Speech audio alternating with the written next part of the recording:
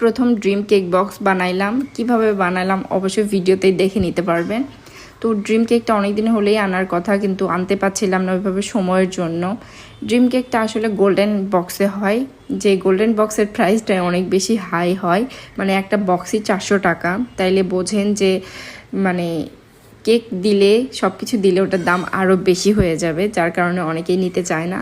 ওইটা 2-1 পিস আনা আছে, যারা নিতে চান মানে গোল্ডেন বক্স নিতে পারেন, কিন্তু যারা হচ্ছে ওটা একটু বেশি এক্সপেন্সিভ মনে হয় তারা হচ্ছে এরকম প্লাস্টিকের বক্সে নিতে পারেন। এটাও কিন্তু অনেক দেখতে সুন্দর লাগে, খারাপ লাগে না।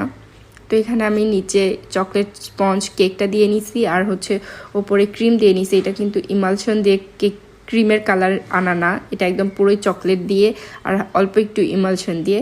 আর এখানে অনেক পরিমাণের হচ্ছে চকলেট থাকবে।